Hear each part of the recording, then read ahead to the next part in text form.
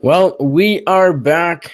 Welcome to this UFC Fight Night 102 post-fight show. I'm Nick Baldwin, and I'm joined by MMAfighting.com writer Jed Meshew. This isn't something I typically do, but the card ended earlier than usual. It's only 11:30 right now here on in the Central Time Zone, and 12:30 where Judd is. And I mean, usually cards are ending right about now, even later. So I figured we have a bit of time to spare. Why not talk about this just spectacular card that happened tonight? I mean, I'm kind of being sarcastic. Main event wasn't too good. The rest of the card was all right. But first off, Jed, how's it going? I mean, it's going great. It was just such a thrilling night of fights that I was working. So really good stuff. Really, really excited. Yeah, out of all the events, there's like 50 cards in a year. I pick Derek Lewis and Shamil Abdurakhimov to recap on a Friday night. Not your best effort. Not your finest hour, but it's okay. It wasn't Derek Lewis's finest hour either, but No. he came out ahead, and that's what we too can do. We can also turn sadness into joy. We will try. We will try. That is what we're trying to do to our listeners as well. We probably don't have any right now, but anyone that does tune in, corner of the market. Hoping... Nobody else is doing a post-fight show for this. Exactly. Everyone's gone to. Well, that's probably the bad thing why we're not having any listeners. But I mean, we're transitioning everyone who's listening from the sadness to the joy because, let's face it. But you are seeing the best podcast tonight, the best post-fight show tonight. It's so true. It's true. It's very true. It's the best one because it's the only one. So I guess with that, let's talk about the main event. We both picked Derek Lewis last night when we were doing my other show before the battle, and I already forget how you picked him, but you picked him TKO pretty quickly. You're correct, like second round. I think I actually picked him in the third because Shamil is usually. He's a pretty durable guy, and I did think that Shamil was going to have success early. I thought he would probably be able to get takedowns because Derek Lewis is like a decent defender of takedowns, but not a great one. And so I thought, he might win the first round, and then in the second round, Derek Lewis might turn it up. And I sort of figured somewhere between late round 2, early round 3, the stoppage would come. And that is, as we all know now, that is not how things broke down. No, and I kind of expected things to happen even quicker. I just didn't really see Shamil Abdurakhimov being much of a match. I knew the wrestling was there, and I knew Lewis, he can be taken down as we saw tonight. So I figured, well, everyone has a chance. Abdurakhimov did have a chance. That's what I thought anyways, and he had more than a chance, as we saw. He was 30-27. Going into championship rounds for the first time. And, of course, it was Derek Lewis who got the win. He took Shamil Abdurakhimov down in the fourth, pounded him out with the Black Beast, the fist we all know. And, I mean, it was a great finish. But we can't look at the finish and say, oh, just because Derek Lewis got the TKO, it was a great fight. Because it was not a good fight. Shamil was very timid, more so than Lewis, but Lewis still didn't really provide much offense up until then. He also made quite a number of mistakes, specifically the kicks, in my opinion. He kept kicking Shamil despite him getting taken down almost every time. And that was something I kind of expected his corner would be able to pick up on. Maybe they did. Maybe he didn't listen. I just don't really know why he kept going that route when it wasn't working. I thought I heard his corner say something about stopping kicking. I could be mistaken on that, but yeah. That would make sense. Yeah, I mean it would definitely make sense, and I'm fine with coming out and throwing a kick. He went for a high kick early in the first round, which was fun. But then once you see kind of where it's repeatedly taking you, it's not great fight IQ to keep doing it. I will admit, though, to being far less concerned in general with him throwing kicks, because even though the texture of that fight played out in such a manner that like a lot of people were like, oh crap, maybe he's going to end up getting upset here because he keeps getting taken down and he's not looking fresh. I don't know. The entire time I was just like, yep, pretty sure Derek Lewis is still going to win. Like, it's just a matter of time. It's not going to be pretty at this point. Like, it's now going to be an ugly win. But yeah, just Abdurakhimov seemed to have absolutely zero interest in the hands of Derek Lewis. Like, he really did. I thought I don't even remember who the hell was reffing. But Murgliata. It was Tan Dan. Tan Dan's warning for inactivity. I like that. I'm okay with it because it was a warning, I guess. But like, I don't feel like Abdurakhimov was being like Caleb Starnsing it and being completely averse to action. But I do think that he was pretty clearly didn't want to exchange strikes with Derek Lewis at all if he could help it. I feel like and so he just wasn't going to. Yeah, I feel like fighters can be in a boring fight but still do enough to not get that warning of being timid and still make it clear that they want to be there. They're going for the win. I mean, there are styles that, well, it's not pretty, but they have that style because it's effective and it'll get them get the job done for them. So obviously that's just a part of MMA, and we have to accept that not every single fighter is going to be a brawler. But yeah, I did feel like that warning was not necessary, but I think it was valid. I feel like Tan Dan was okay for giving that warning to Shamil. Had he taken a point right there, right then, maybe I'd be saying something different, just because I feel like in that situation, at least a warning first would have been acceptable and would have been the right thing to do, which she did, so that's all great. But again, Shamil, he just himself, he was 30-27 according to all three judges, according to most people, going into the fourth round. But other than the takedowns, he didn't do anything.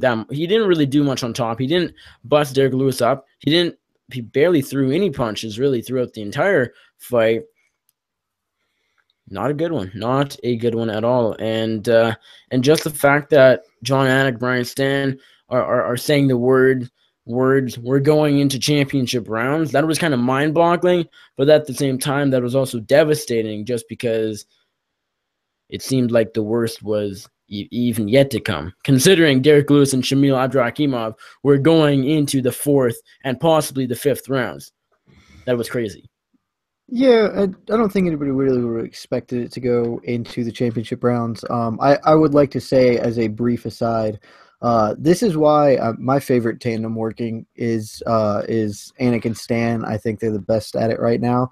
And this fight sort of kind of was a good encapsulation of my opinion on it and why I like them so much, in that they did not try and sell us a bill of goods. Like, they didn't, to quote the inimitable Nick Diaz, they didn't try and sell us wolf tickets and act like this was some great fight.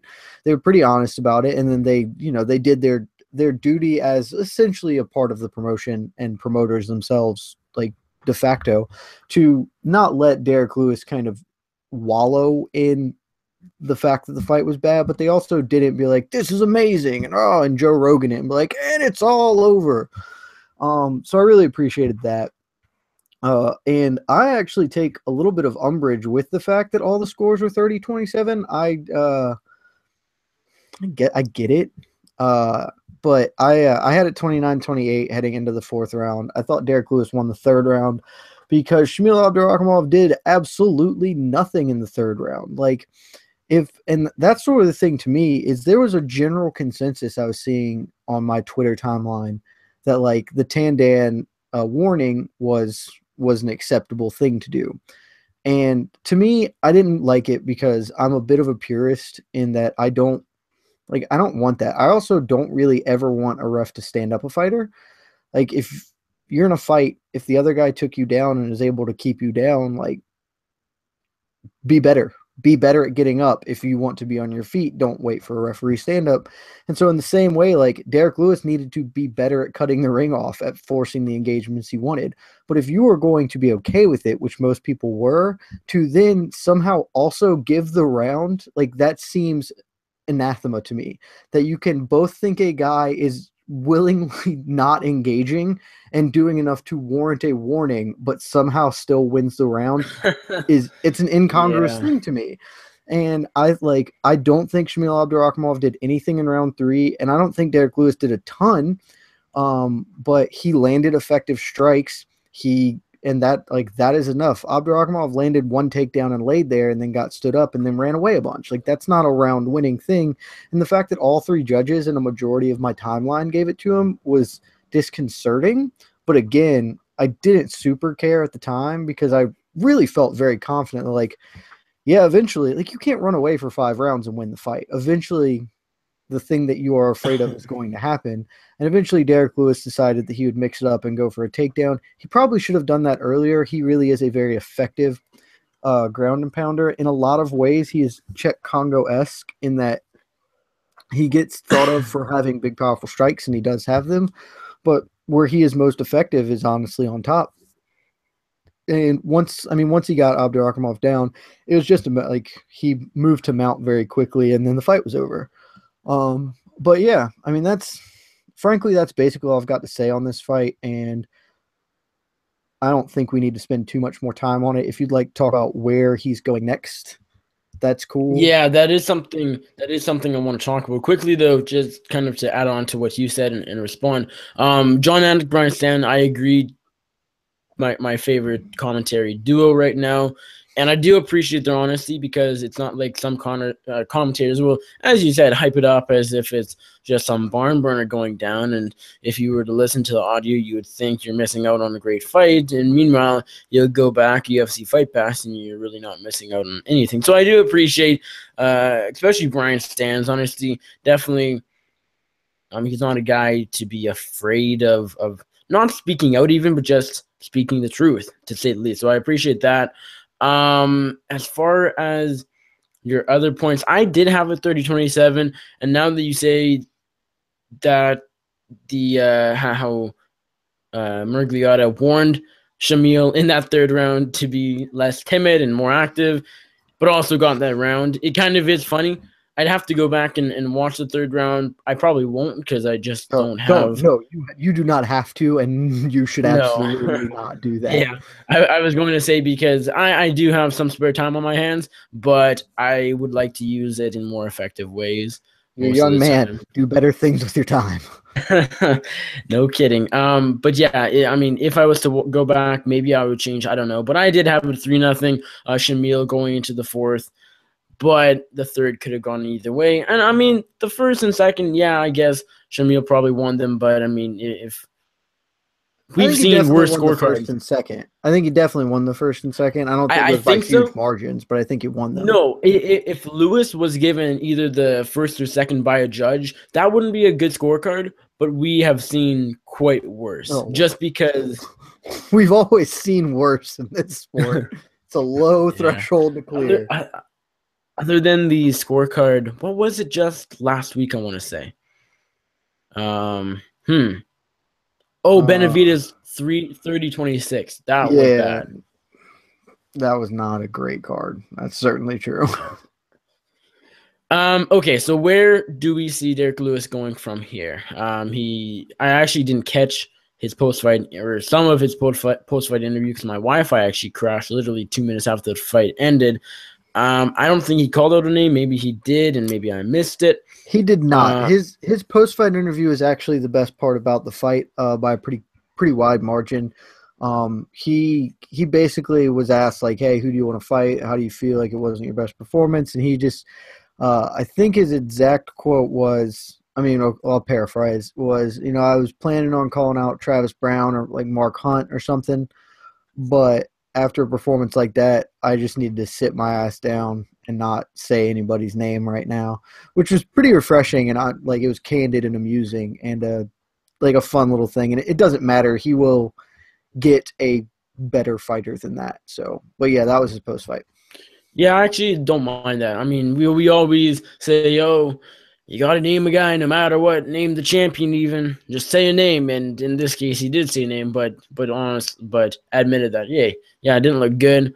maybe I don't deserve a guy like Travis Brown or Mark Hunt quite yet. Francis Ngannou, who we'll get to in a second, does, in my opinion, or close to it. How much, if at all, does Derek Lewis's stock go down after this performance? I mean, it probably takes a dip in general, I guess, in like the public perception, because he barely beat a guy that nobody knows about and most people don't care about. I'm not entirely sure how high his stock really was. Like, he's not, I believe he's now in the longest winning streak in the heavyweight division. Well, I think Francis Ngannou is actually technically in a longer streak, but if we're only talking UFC fights, I believe Derek Lewis's 5 is the biggest streak in the division right now, which counts for something. It gives him some credibility. But it's not a streak that he's not close to a title fight. He is at minimum 2 wins away from getting a title shot. I would say more than that, honestly. I don't see him in a title fight really ever, but I'm if he wins his next 2 fights and it is a progression up the ladder. If he does get Travis Brown and then the fight after that he gets Alistair Overeem or something, like then sure. He would and won them both, then yes. But he is, like I said, he's at a minimum 2 fights away, and ostensibly much more than that, because I imagine that sort of the entire UFC agenda behind this event was to set up a Derek Lewis-Francis Ngannou fight, and with Ngannou's impressive performance tonight, they're both low-end top 10-ish, top 15, that sort of fringe area of moving into contention. I suspect that they will be matched up next, and so that'll be a good fight. I'm excited about it. Yeah, I guess with you mentioning Francis Ngannou, or I'll quickly say, I do think Lewis's stock does go down a little bit. I think with the win over Roy Nelson, he was kind of at a high. It wasn't a finish, but I think that's kind of understandable just because, as you said last night, Roy Nelson has the beard and he just doesn't get knocked out really almost ever unless she's fighting Arlovsky or Mark Hunt. I do think Lewis's stock does go down a little bit just for the reasons you stated. He fought a guy and barely beat a guy who nobody knows and nobody cares about, and nobody can even pronounce his name. So that's not really good. Beating a guy like Roy Nelson is big, and barely getting past a guy like Shamil Abdurakhimov isn't too great at all. I do think he can rebound. I'm sure he can get back on track pretty easily, but I wouldn't be surprised even if the Ngannou fight wasn't kind of an option or wasn't really on the UFC's radar. I kind of figure there would be a greater chance of Lewis getting a bigger fight next than there is now. Like, say, the Travis Brown fight, maybe even Mark Hunt.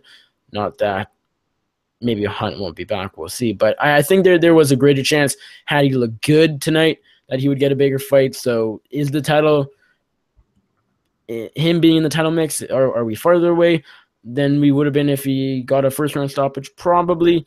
How much does his stock go down? A little bit, not a whole lot. Again, we kind of have to look at who he is as a fighter. Do we look at him as a fantastic heavyweight and a guy who's going to be fighting for the title in a year? I don't. A lot of people like to, just because his Twitter game and Instagram game is fantastic and he's a likable guy. He's definitely a personality, but I mean, he's a guy who's there. He has knockout power. He has great ground and pound, but he's not the cream of the crop at heavyweight. So I don't know how much it goes down, but I don't think this win helped him. I mean, it helped him in that he didn't lose. Like I said, I don't think it really hurt him, just from the simple fact that I believe the UFC's intention the entire time was to set up Ngannou versus Lewis. And basically, those are basically the two, real prospects at heavyweight at the moment. You can talk about Alexander Volkov, I guess, if that suits your fancy. But those are really the two guys that have any type of build behind them that are riding these impressive winning streaks. And I think that the idea was always okay, let's set them both up with wins on a card, and then we can have them fight to kind of move them towards a title track. To the winner of that fight is going to be, a top 7 heavyweight, and then we can, maybe get them one more fight to get some. And maybe if they win that, then we can get a new title challenger and get some new blood instead of having the same sort of carousel of top 5-ish guys in the mix. So I don't think it, like I said, I don't think it hurts him really. I mean, it's always better to have a more impressive showing to get him knocked out in the first round. But, you know, I don't think it's that big a deal. The only thing that maybe hurts him is that Francis Ngannou looked so very good in the co-main event.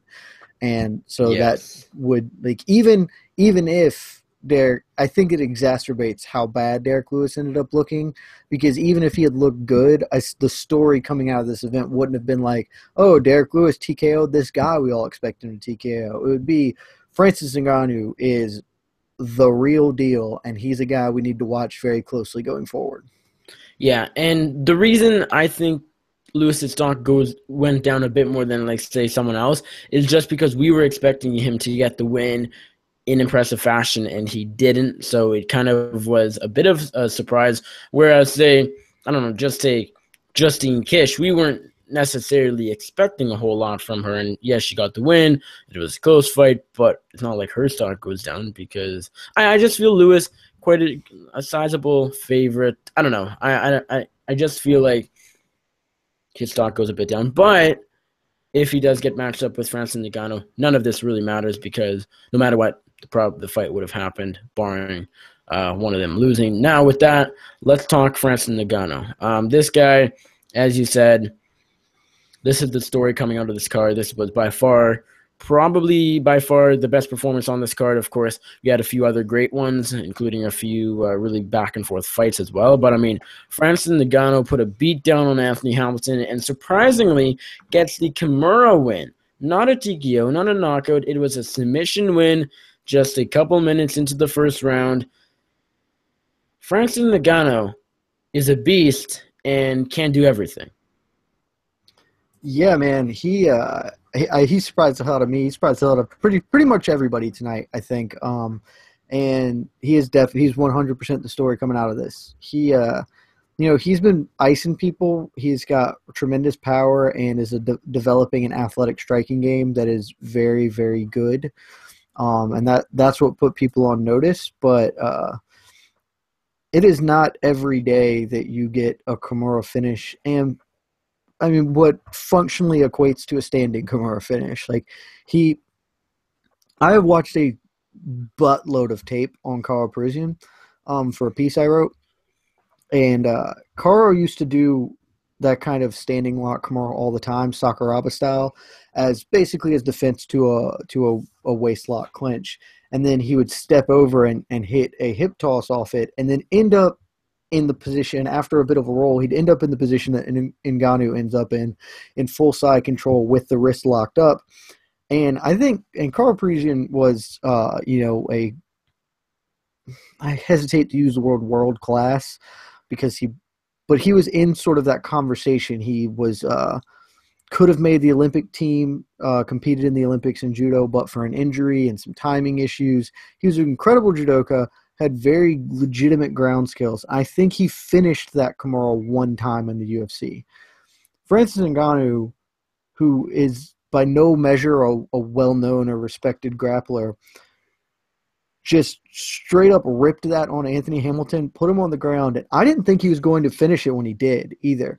He did a lot of things right. He got the knee on belly and had pressure, but Kimura, he did technical things right, but he just strongman that. Like, straight up was just like, hey, I know you weigh 260 pounds, Anthony Hamilton, and you're also not trying to let me do this, but I am just going to lift your body up and move your arm behind your body. That is incredibly difficult to do against anybody who is actively fighting you doing that, much less a man of the strength and size of Anthony Hamilton.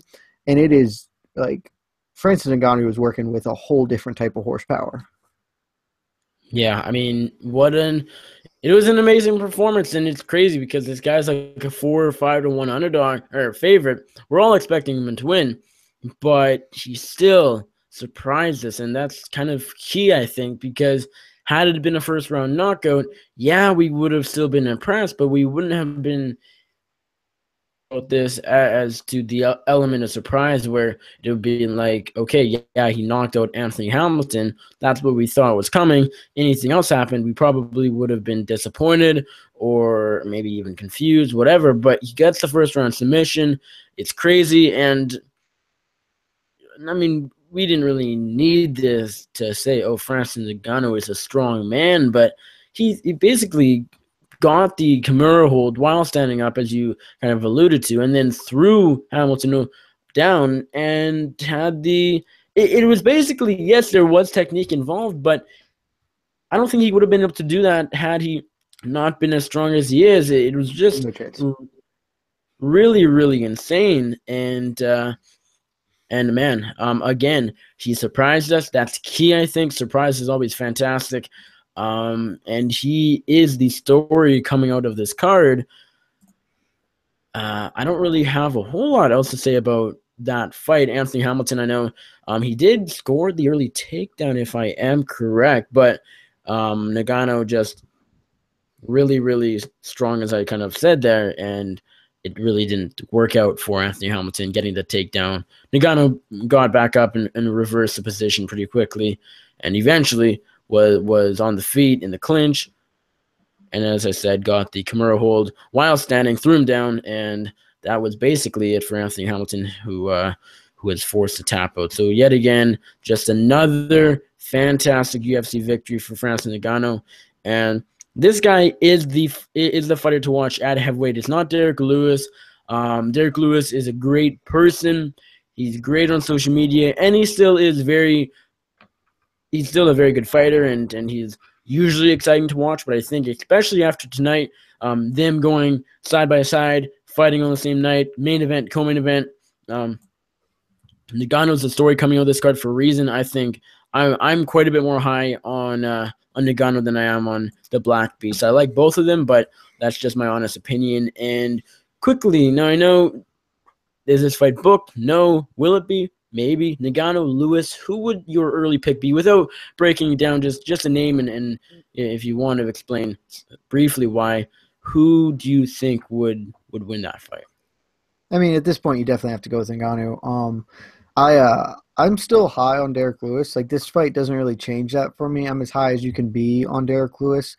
I think he's a relatively known commodity, but he is still, like, the thing that we can't forget is these are the two real prospects in the division because they are young, and they're young in the context of heavyweight. Like, Derek Lewis is 31, Francis Ngannou is 30, but when your champion is Stipe is like 33 or 34.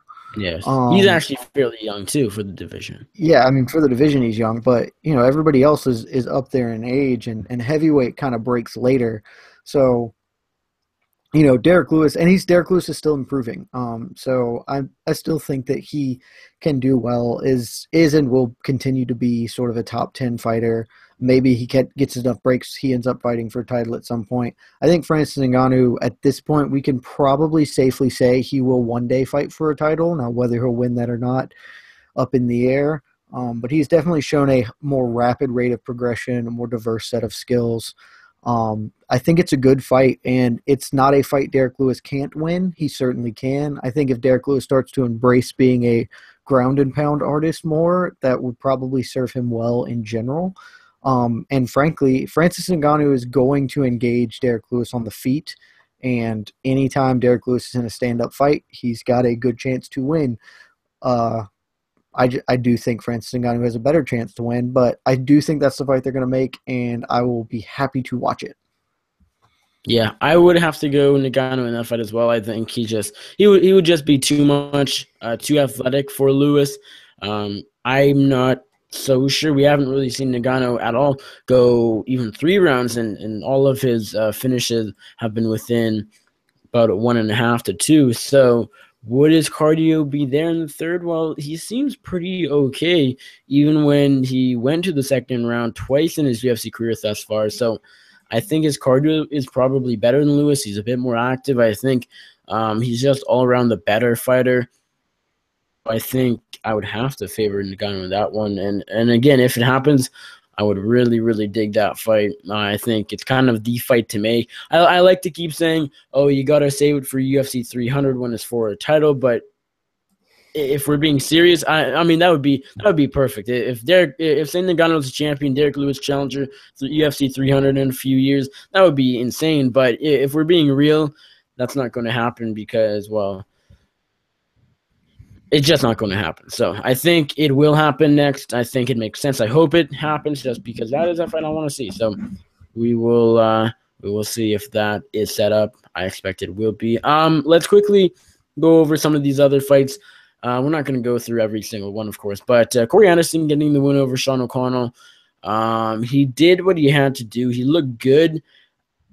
It wasn't, I mean, it was an impressive performance in the sense that, yes, he, of course, sort of, again, he played into O'Connell's weaknesses. That was a forced takedown defense, grappling defense, and whatnot. Corey Anderson just mauled Sean O'Connell on the mat, really dominated him with takedowns in the wrestling game of overtimes. His new nickname is Overtime. No, it's not. I refuse. How bad is that? I just refuse. That's garbage. I don't get it. It's a terrible name. I really, really don't get it because he wants to keep Beast of 25-8 as his brand, but who's like I don't get why. That doesn't make sense. Beast and you're popular because your nickname is terrible. Well, and I don't even think it's that bad. It's Beast in 25-8. That's pretty amazing. And you change it to Overtime, no one's going to remember that. No one cares that your nickname's Overtime. So I'm offended almost. I don't really get it. Somebody pointed this out on Twitter, and forgive me, whoever you are. Maybe Chad Dundas. I'm not sure. Pointed out that Corey Anderson has said that his brand is still going to be Beast in 25-8. But what brand? Like, just I'm not trying to be a dick or anything, but like, no, I cannot imagine Corey Anderson is shipping a lot of product. You know, there's not a lot of shirts flying off the shelf about things. So like, your brand is your fight name. Like, you might as well just stick with it. It's unique and different, and I like it. And Overtime is lame.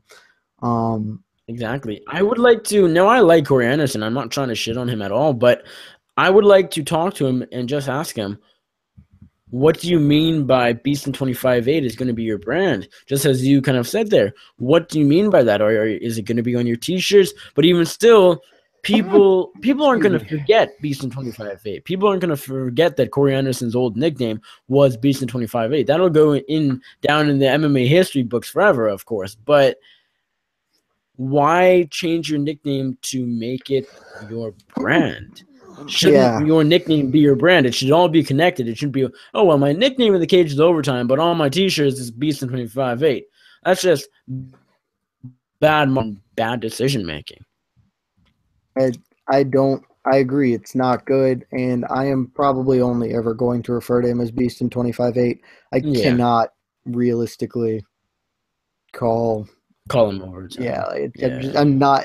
He'll either be Corey Anderson or he'll be the artist formerly known as Beast in 25-8.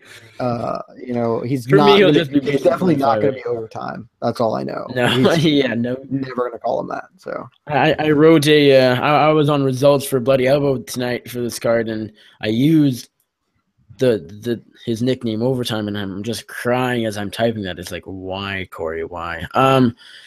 As far as the fight goes, now that we got our rant about his new nickname out of the way, were you impressed? Do you think it was a good win for him? I mean, it's not like he went out there, traded shots with Sean O'Connell, which would have made for a more fun fight. But, of course, this was a smart thing to do. Sean O'Connell, obviously not that good on the ground off his back, particularly. Corey Anderson, great at wrestling. Not bad on the feet and did have the reach. So I still feel like I said last night, I still feel like on the feet he could have outpointed Sean if he wanted to. But, of course, lowering all the risk by taking him down into the second and eventually getting the TKO win via ground and pound. I mean, there's not too much to say. He came out, did what he needed to do, looked pretty good doing it. He's a top 10 205er, and I'm happy to see him in there. I'm happy to see him put together wins. Is he going to challenge for a title? Maybe. 205 is a thin division. He arguably should be on a big winning streak because, the Hua win was questionable. So it's this to me is an eminently more forgettable performance than Derek Lewis's, even though it is categorically a better performance. Like, there's no two ways around it. Corey Anderson looked much better than Derek Lewis, but I don't know, maybe it's just because it was the main event. Like, I did learn some things about Derek Lewis. Like, he can fight for 4 rounds. Look at that. Like, he didn't throw a ton of volume in general, but, he was still there. I didn't really learn almost a single thing about this fight other than, like, yeah, Corey Anderson has pretty good takedowns. Which we already knew. Yep, so. We knew. He's good on top. He's sharp there. And, I liked his killer instinct. It was strong. The fact that he came out and threw those elbows like aggressively once he got into that sort of half guard, side control-ish position. So a great performance. I don't want to take anything away from him, but kind of indicative of the whole card. Like, you're not really going to remember it, which is pretty much what you can say about most things on this card, other than the Ngannou Kimura. Yeah, I say the same thing. I'm not going to repeat what you said. Exactly what you said. Anderson looked good. He did what he had to do, as I said off the top, and he gets the win. Interestingly, this was Sean O'Connell's last fight on his current contract. He is now a free agent. Free agency with the new ownership of WME IMG taking over in July hasn't been good to UFC fighters that particularly didn't want to test the market but just never found the time or for whatever reason couldn't resign before their last fight, because WME IMG isn't making it a priority to resign these guys. Look at Lorenz Larkin. You got Anthony Burchak, Andre Feely. Ryan Bader's new, so kind of have to leave him out there. And now, of course, we have Sean O'Connell. So even if Sean O'Connell was a guy they want to resign, which I don't think that'll be the case, maybe this would be his last fight either way, even if he won. But now that he's on a losing skid, he has been for a little while. Even though his last fight before this one over Bosse was a barn burner, that should keep in the UFC realistically, but I don't see the UFC re-signing him. I mean, probably not. Maybe 205 is really, really thin. Like, it wouldn't surprise me if he managed to squeeze one more out of it, but like, yeah, I'm not gonna be super fussed if they cut him, if he comes back, if he stays forever. Like, it's fine. This is one of those things. Just you got bigger problems to worry about. Yeah, we didn't learn anything about this fight, so like about either fighter really in this fight. Like, it happened and it had to happen. So why are we talking about it? Yeah, like, it's a thing that had to happen. Have to happen, though? Did it really have to happen? I mean, they both had fights in their contract. They needed to fight. They hadn't been matched up before. Corey Anderson is the guy that they're trying to put, forward with some regularity. So, yeah.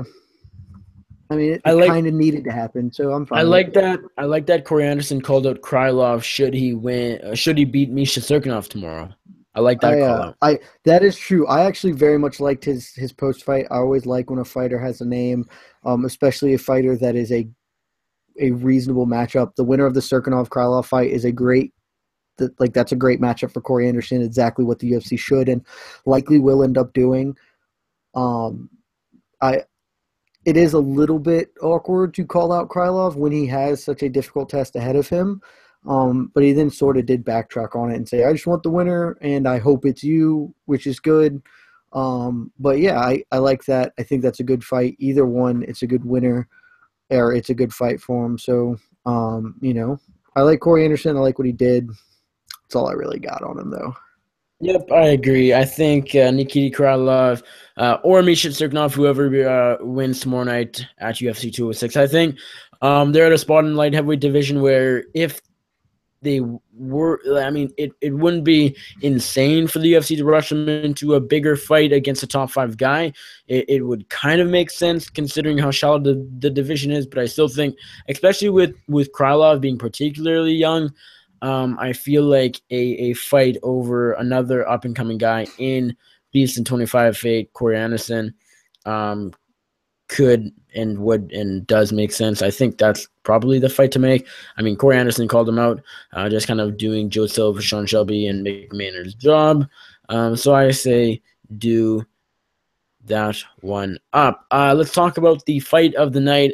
There were 2 or 3 pretty good candidates for fight night, but this is the one that won it. Gian Villante over Saparbek Safarov, the Russian Johnny Hendricks. This was a barn burner. Gian Villante, of course, really brutalized Johnny Hendricks at 205.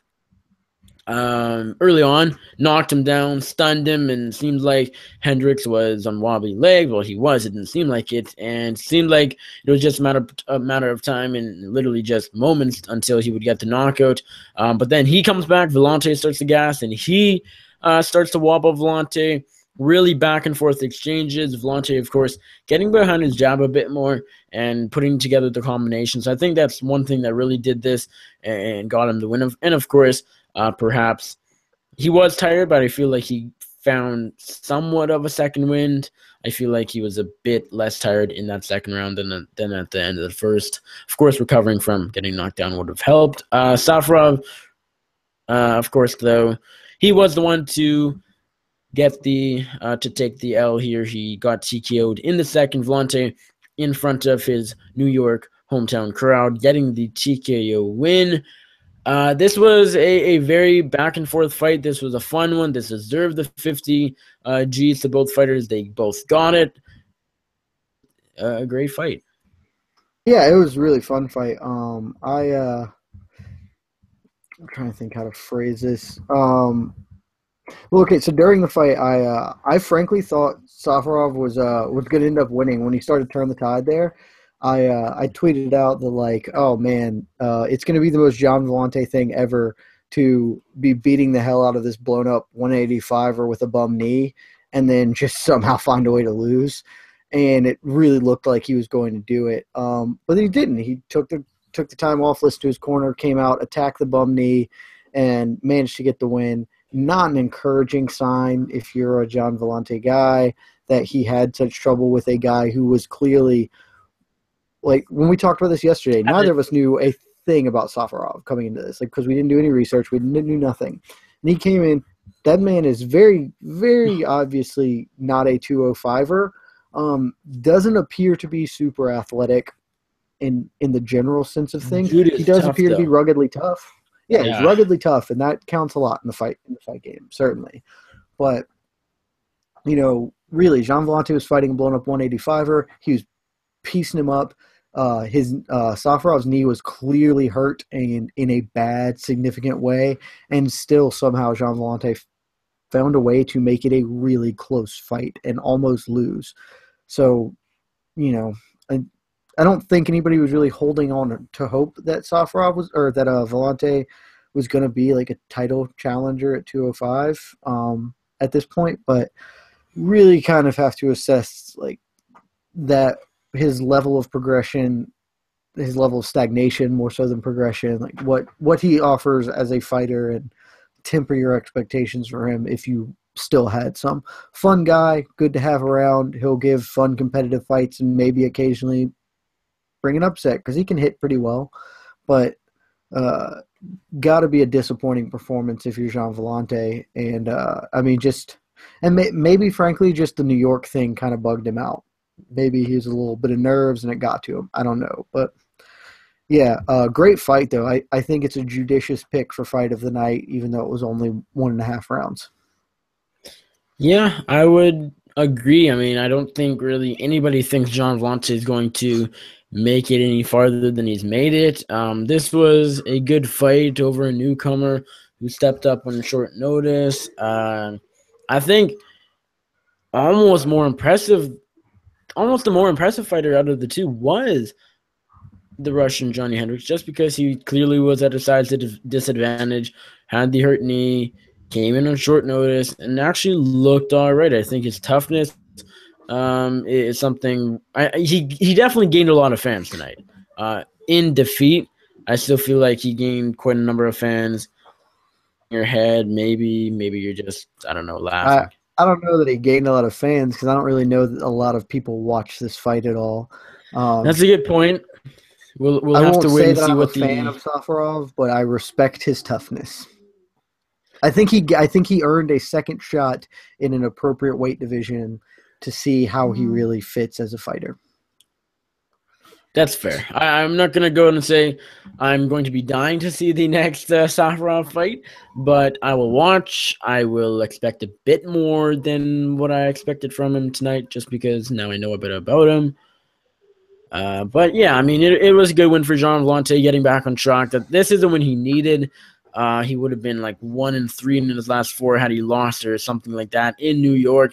Just don't want to.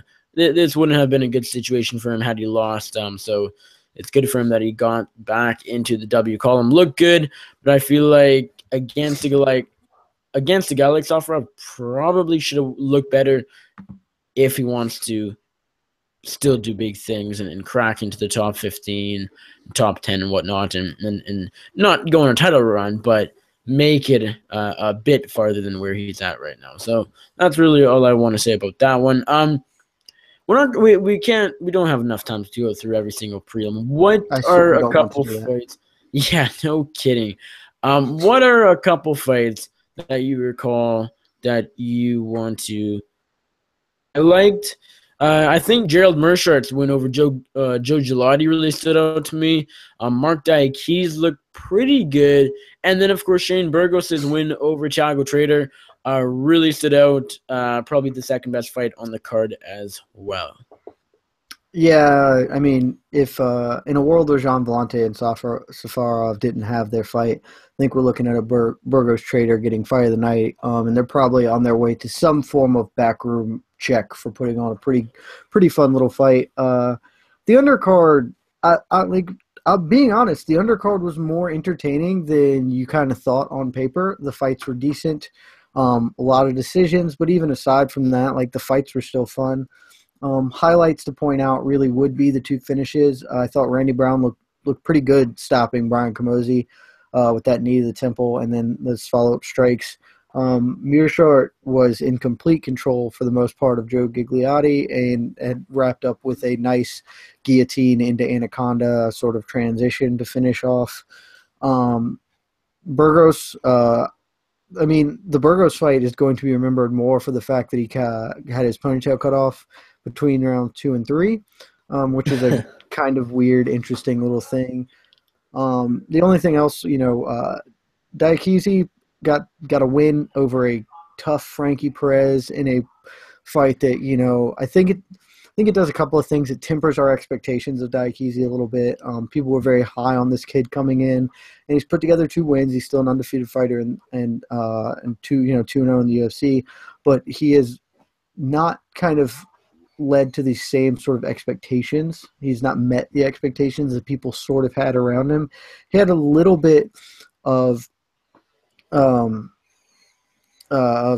he had a really flashy striking game in his regional promotion stuff, and we've yet to really see that get flexed a lot. And with reason and purpose, he is a very explosive, powerful wrestler, and he has relied on that more than I think most people thought. And he ended up relying on it to win the 3rd round from Frankie Perez, when Frankie Perez sort of threw a lazy kick and got taken down and controlled. And those are good things. Like, that's auspicious for him as a prospect to understand the avenues of success that he had available to him and take the path of least resistance. But it does kind of make you think, okay, maybe he's not on this superstar track. He's not going to, jump knee somebody's head off and put a highlight reel performance every time out.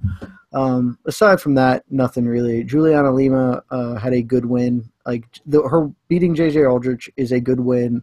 But she did it in a very Juliana Lima way of winning 330-27 scorecards and being completely forgettable.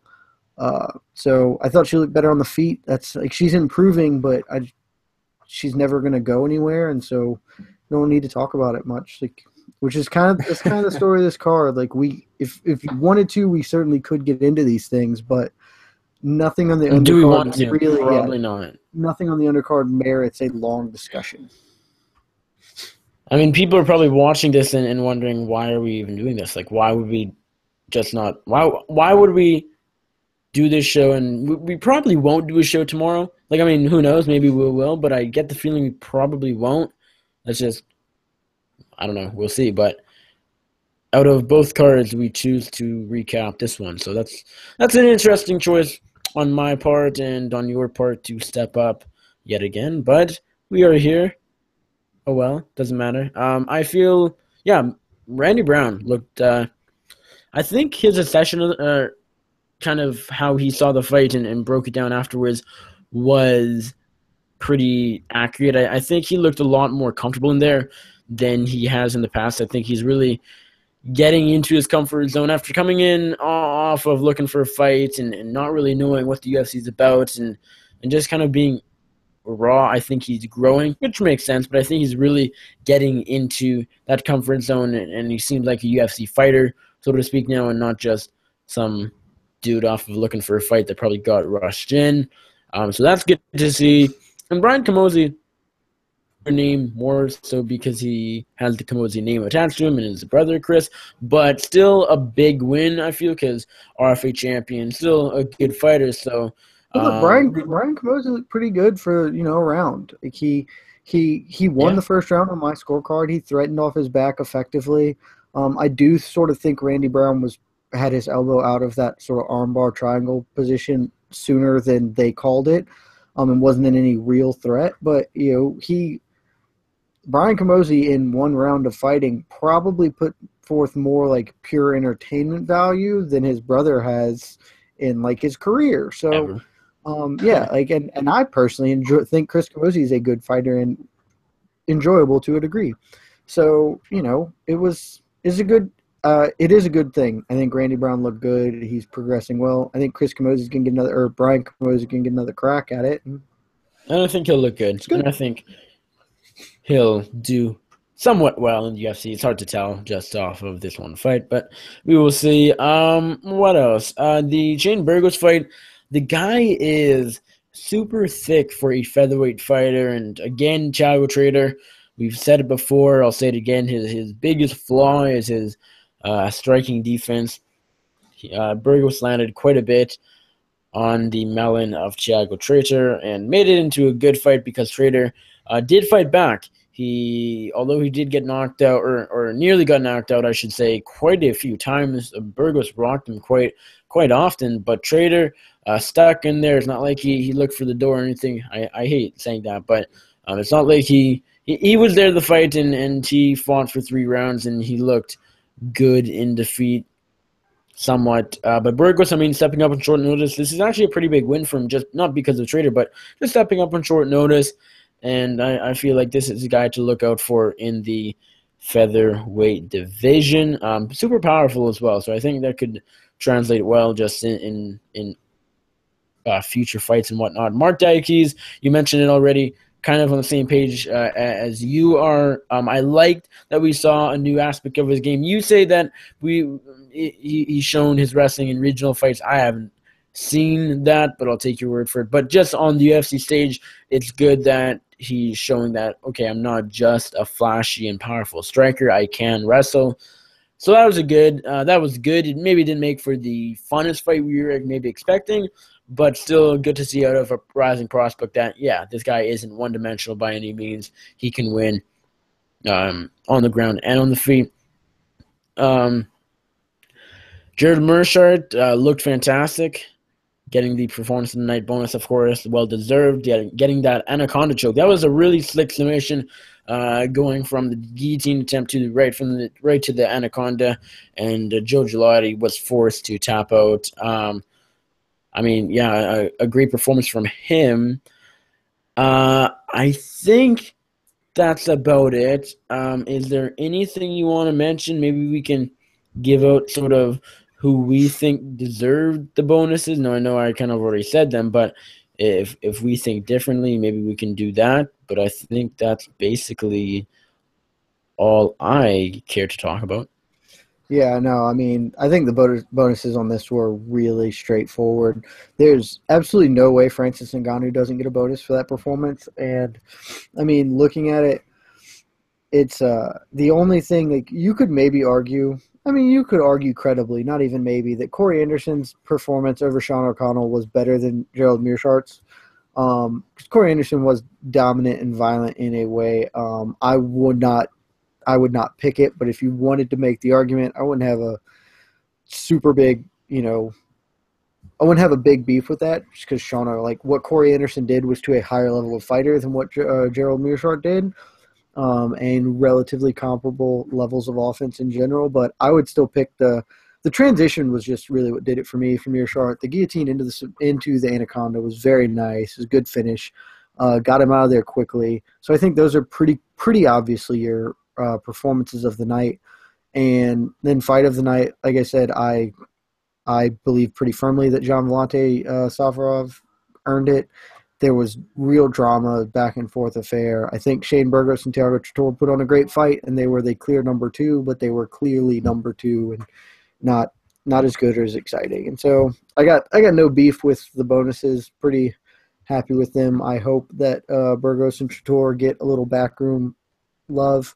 Mostly I hope that they don't, because I wish the UFC would quit doing bonuses and just pay their fighters, because I'm super tired of hearing people ask for money after fights, and it just sucks. And I don't understand how the UFC doesn't think it's a PR problem that after every fight guys get on there and beg for money, because that looks really bad to me. Oh, I mean, if you think otherwise, you're an idiot. I mean, these guys are pro fighters, and we can do a whole podcast on fighter pay, of course, and we're not going to do that because I'm ready for bed. But yeah, it's really kind of a terrible look going out and even high level fighters, top 10, top 15, maybe not the most marketable or whatever, but still they're like, Dana White, I kind of need this bonus to pay off my rent or pay the bills. You're a pro fighter. You're going in there and putting a lot on the line, and yet you can't pay for pretty basic needs. That's not good. And so again, yeah, I tend to agree, but oh well. Bonuses, I agree. Nagano, Meerschaert, and then Villante and Safarov for Fight Night. I think Corey Anderson, I see where you're coming from there, but I think the bigger debate would even be between Meerschaert and Randy Brown for the second performance tonight bonus, just because I mean, Corey Anderson, I feel like it wasn't nearly as impressive as Meerschaert's win, and even Randy Brown. Randy Brown, I think, didn't get it because it was a bit of an odd finish, just because it was hard to tell that the knee was as damaging as it ended up being. So it was a little confusing because all of a sudden Brian Camozzi kind of dropped down, and you're like, oh, what happened? Then you realize, oh, the knee really connected, and that was over.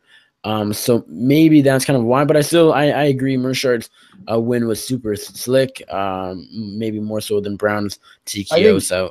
I think Brown didn't get it because Brown lost the first round of his fight. I feel like he won the first round very slightly, honestly. I would disagree. I think he did a good job at coming back at the end and landing effective ground and pound, but he was in trouble for most of the fight, or for most of that round. I would not. I didn't look at the scorecards on that particular fight, but it could go either way. I definitely believe he lost the first round, and because of that, that's why I said Corey Anderson. I thought his performance was more impressive. He won every second of that fight, and he won it pretty cleanly, even if it's unmemorable.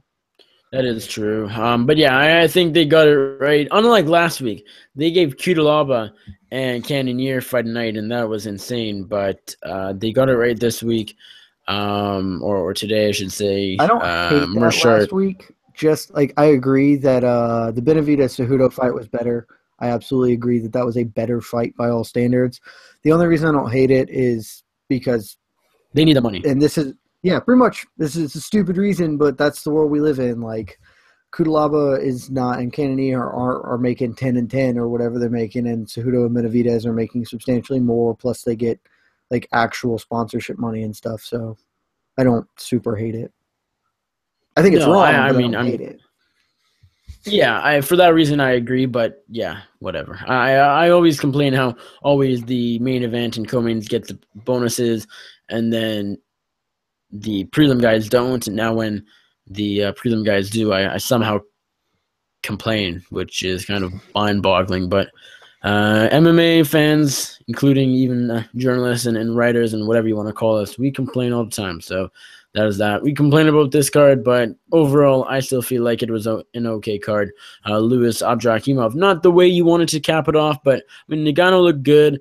Volante Safaros was great. Anderson, okay performance. Kish Yoder, a fight we didn't mention, that was actually a pretty fun back and forth fight. Super close. I mean, you really could argue 30-27 either way, and I can see it. I thought they got the decision right. I thought Justine Kish won. I thought it was a very close, good, competitive fight.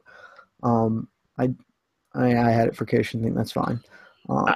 I scored it for Yoder, but I mean, I don't care enough to that much. I mean, and it was a close fight, right? So I mean, it was really, really close. And again, I saw some people scored 30-27 Kish, and I saw even some 30-27 Yoder cards. I had a 2-1 Yoder, but again, it was a fight I'd have to go back and watch, which I'm not going to because I have better things to do. And although it was a good fight, but yeah, decision wise. Maybe they got it wrong to me, but it could have gone either way. It's an up or down thing, and that's fine. One last thing I will say before we get out, I concur with you. I do believe this fight card was pretty enjoyable, and I think legitimately a reason that this card was enjoyable, and something that I hope or that I wish we could just kind of get expressed to UFC executives is that the reason this fight card wasn't bad, the reason we've done this post-show, it's all the same reason. It's the fact that the event went super smoothly and super quickly because it was on Fight Pass. Like I tweeted this during the event. The first 5 fights or whatever were decisions, and just this fight would have been horrible. This card would have been a slog of epically bad proportions. Even considering all the fights were kind of fun, none of the fights weren't that level of fun that you'd be like, cool, it's fine waiting a half hour between them.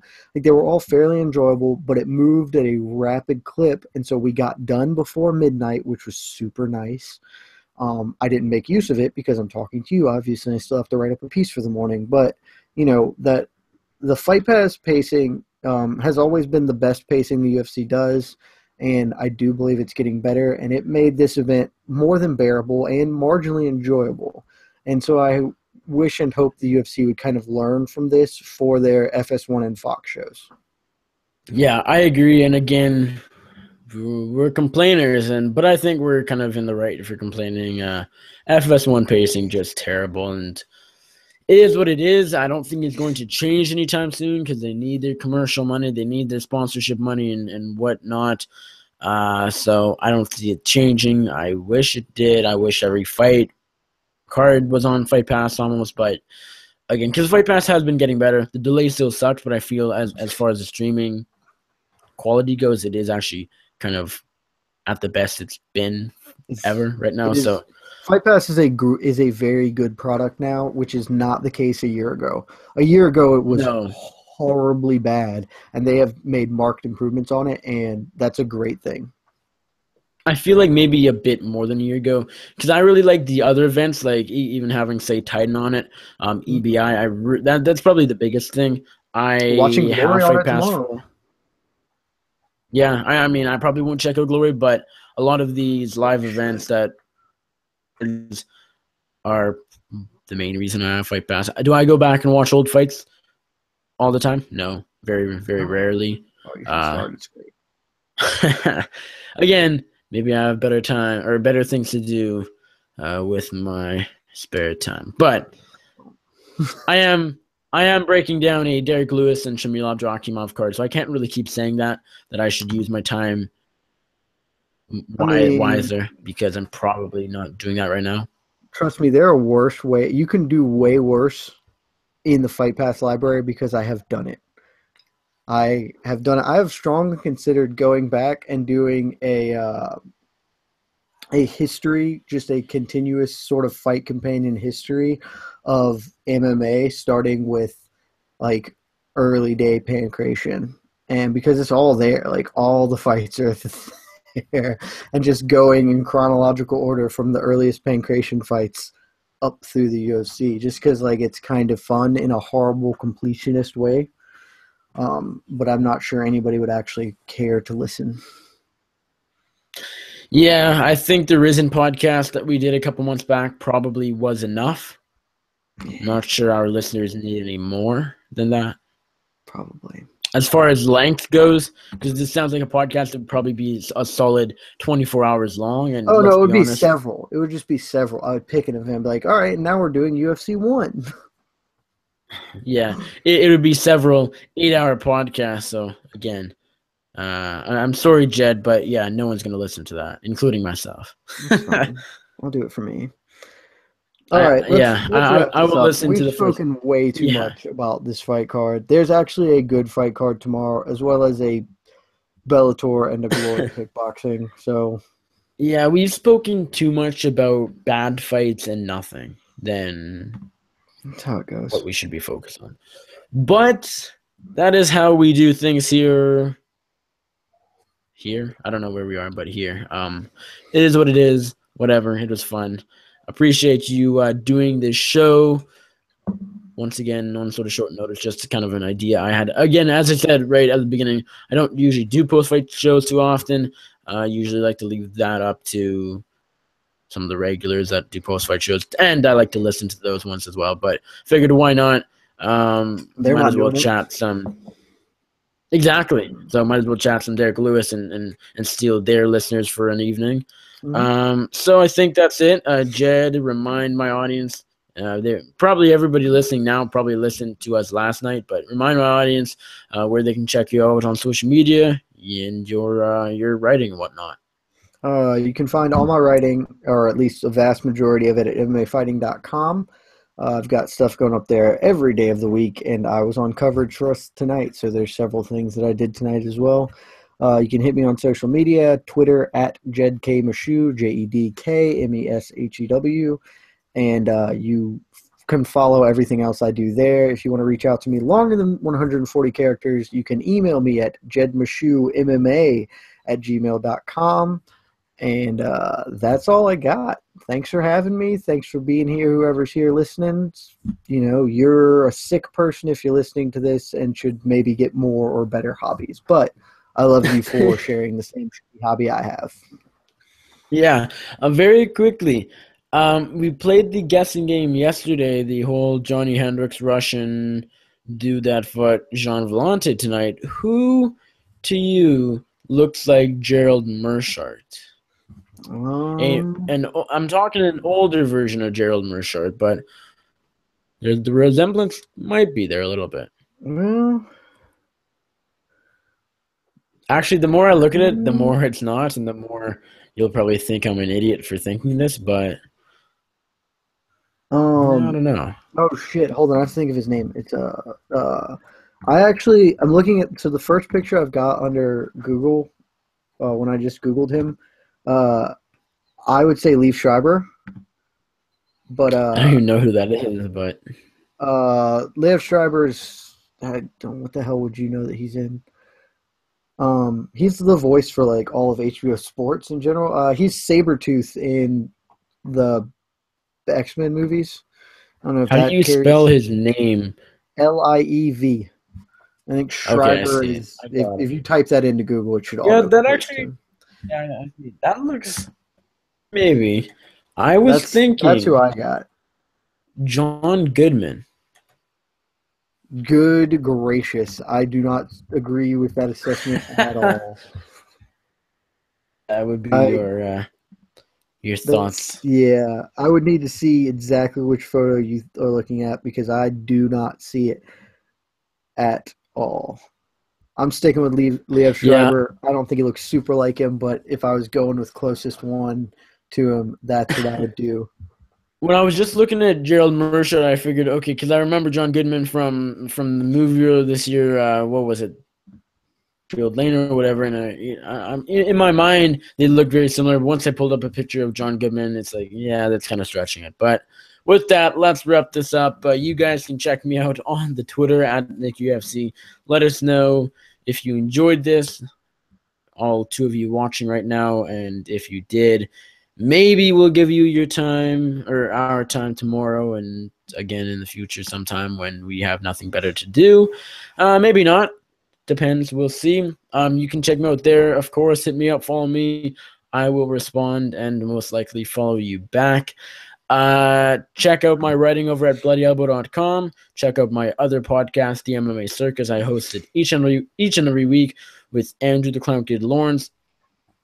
Episode 88 was out this past Wednesday, 2 days ago, and that featured UFC heavyweight fighter Adam Milstead, who fights Curtis Blades at the Houston Fight Night card on February 4th. Next week's show, on this Wednesday, we'll have a couple more guests. Don't quite know who yet, so just stay tuned for that. Keep your eyes peeled. I will have a few pieces out, hoping to get a couple interviews out within the next few days on youtube.com/MMAnation.com. That's Bloody Elbow's YouTube channel, and a few writing pieces as well over the next couple days. I'll be doing coverage tomorrow night for UFC 206. Madman. That out. And with that, I hope you guys enjoyed, and we are out.